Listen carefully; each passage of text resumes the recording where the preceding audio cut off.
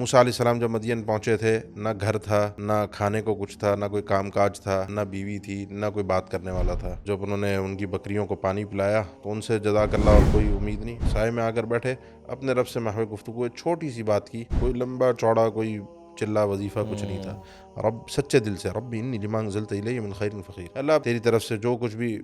خیر آئی ہے، آسانیاں آئی ہیں، میں اس کا آج بھی محتاج اور فقیر ہوں۔ گھر بھی چاہیے،